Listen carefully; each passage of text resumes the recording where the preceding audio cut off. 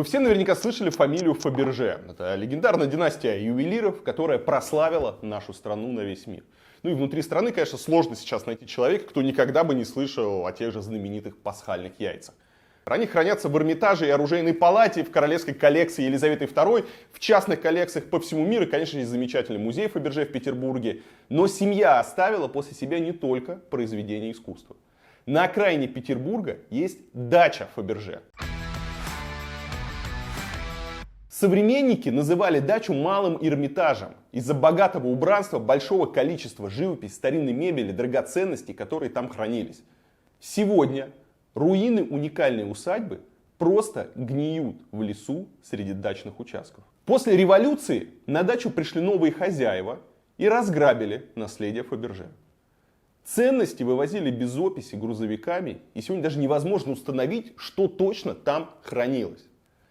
Разграбленное здание позже использовали то в качестве санатория для сотрудников НКВД, потом там был госпиталь во время войны, потом там был детский сад. Потом Советский Союз рухнул, настало новое время, и казалось бы, что вот теперь должны дойти руки, что усадьбу должны признать памятником архитектуры, что ее должны восстановить, отреставрировать. Как вы думаете, что произошло в последние десятилетия? В последние десятилетия усадьбу довели до состояния руин. Оттуда вынесли то, что за 70 лет даже советская власть не решалась украсть и уничтожить. Это были камины, печи, паркет и так далее. Сейчас вынесли все. Дача Фаберже – это позорная страница в истории России. Пока по всей стране, в каждом городе у нас открывают эти развлекательные центры «Россия. Моя история». Да? Пока пропагандоны с федеральных каналов за миллиарды рассказывают о величии страны, как у нас все хорошо. Да? Пока Министерство культуры спонсирует посредственных режиссеров, снимающих патриотические фильмы, подлинная, настоящая, великая история нашей страны, она просто гниет и разграбляется на окраине Петербурга. И в тысячах других мест по всей стране. И никому до этого нету дела. Давайте отправимся сейчас в Петербург, и я покажу, в каком состоянии сегодня выглядит дача Фаберже. Мы приехали на очень интересный объект, это дача Фаберже, известная питерская заброшка, потрясающее здание с шикарными интерьерами, которое находится в ужасном состоянии, все заросло, вокруг забор и объявление, что на территории собаки.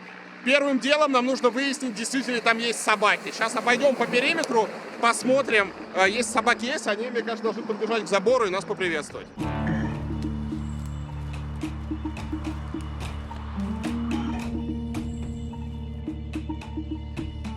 И вот так вот выглядит дорога, все заросло, не видно даже очертаний, только по каким-то деревьям можно понять габариты этой дороги, которая здесь раньше была.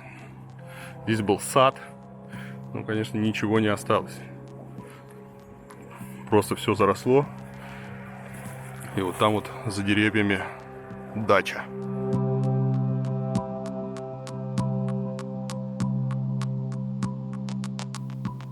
В самом начале 20 века Карл Фаберже обзавелся дачей.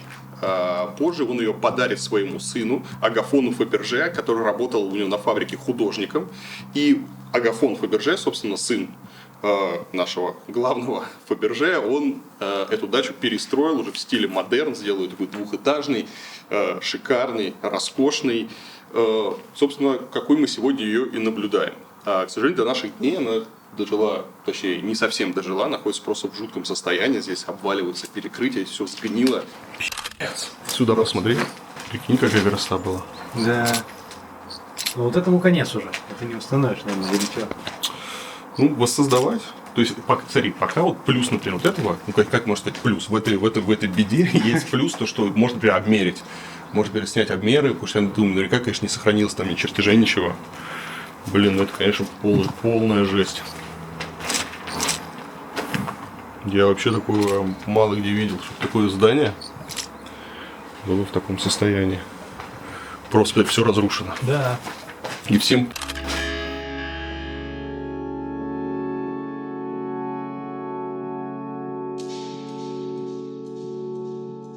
Вот это, кстати, возможно, тайная комната, потому что такая стоит сейфовая дверь с сложным замком.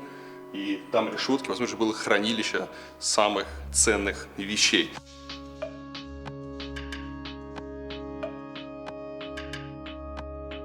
Уже через 50 метров дача полностью скрывается в зарослях, и это выглядит как обычный лес. В апреле 2018 года у Агафона начинаются проблемы. Тогда Петроградская ЧК начинает его проверять по доносу. Согласно доносу, Фаберже похитил из Зимнего дворца значительную часть царского имущества. Там старинные комоды и бюро, китайские и японские вазы, часы и канделябры. На даче Фаберже проводят обыски, и тогда Агафону удается доказать, что все это добро было куплено им еще до Октябрьской революции.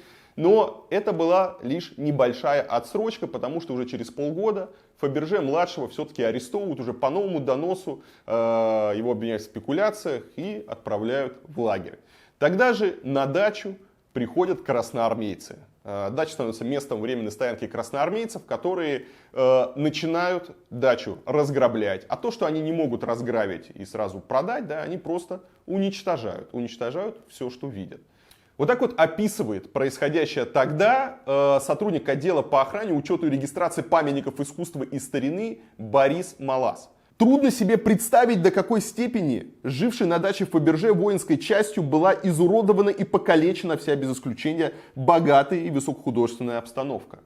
Все картины проткнуты штыками. Вся обивка с мебели сорвана. Все инкрустированные и мозаичные полы, в особенности многочисленные стилевые Людовик XVI комоды, шкафы, шифонеры и бюро исковерканы. Все книги ободраны, то есть без переплетов и иллюстраций, а большинство разодрано на кусочки. Да? Но помимо фиксации актов вандализма, тогда сотрудники этого отдела, они находят то, до чего красноармейцы не смогли добраться. Это была потайная комната. С такой сейфовой дверью была потайная комната, в которой хранилась солидная коллекция драгоценностей. Более 1700 камней, марки, медали, вазы, картины.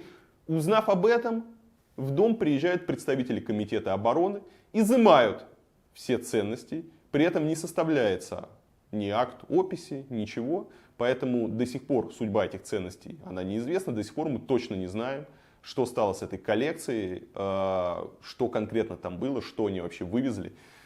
И куда это делось. Растащив все ценности, советская власть отдает эту усадьбу под дом отдыха для сотрудников НКВД. В годы Великой Отечественной войны в ней уже обустраивают госпиталь, а после войны дачу отдают под детский сад военной академии тыла и транспорта Министерства обороны. И этот детский сад существует там до 1991 года. Здесь можно отметить, да, то, что детскому саду, который там был, ему не нужны были эти огромные залы, гостиные, поэтому внутри здания сделали перепланировку, понастроили перегородок, но тем не менее нужно понимать, что до 90-х годов в принципе уцелело здание, уцелели интерьеры, лестница, и здание было в таком более-менее удовлетворительном состоянии. В 90-е годы пошли разговоры о том, что дачу необходимо восстановить, что ей нужно придать статус памятника архитектуры, у нее не было статуса. Вроде бы даже начались какие-то реставрационные работы, но сделать ничего не успели, потому что 90-е просто было не до этого.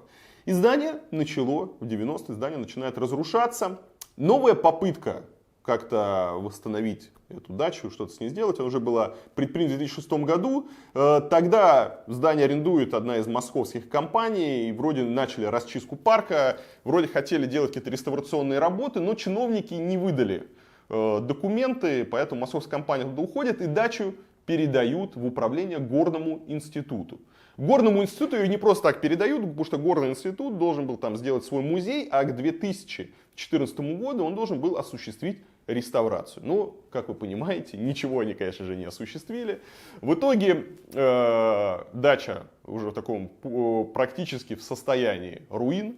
В 2016 году ее забирают у Горного института и передают Министерству культуры, а точнее Агентству по управлению и использованию памятников истории и культуры. К сожалению, Министерству культуры до истории культуры не было никакого дела. Дача продолжает разрушаться. В феврале 2018 года на даче побывал эксперт Петербургского отделения Международного совета по памятникам и достопримечательным местам Александр Кречмер. И он обнаружил, что за минувшие с последней фотофиксации 10 лет с дачи пропали оставшиеся элементы былой роскоши. Все элементы более-менее ценные интерьера были украдены. Угловой изразцовый камин, витраж в центральном окне бильярдной, 2 парные угловые изразцовые печи, в музыкальном салоне, мраморный камин и наборный дубовый паркет с центральной розеткой, французский балкон с кованым ограждением в танцевальном зале, изразцовая печь в розовой гостиной и изразцовая печь в спальне. Куда все это делось, никто не знает. При этом агентство по управлению и использованию памятников истории ничего не предпринимало. То есть они не то, что не реставрировали, да, они даже не охраняли. Я не знаю, где они сейчас. Да? Возможно, они осели на каких-то блошиных рынках, может быть, их там продали на Авито. Может быть, сейчас вот эти вот печи и камины, потрясающие с дачи Фаберже, может быть, они украшают чью-то дачу, какого-нибудь чиновника, олигарха, я не знаю. Может, кто-то видел? Расскажите в комментариях. В итоге, некогда богатейшая усадьба Петербурга, уникальный памятник усадебной архитектуры начала 20 века, просто превратился в руины. Его разграбили, его уничтожили вот за 30 лет. Нет у вас возможности, нет у вас сейчас там денег, но вы законсервируете, ну сохраните. Но потом придут люди, у которых есть понимание ценности своей истории, ценности своего прошлого, своей великой культуры. Они потом наведут порядок.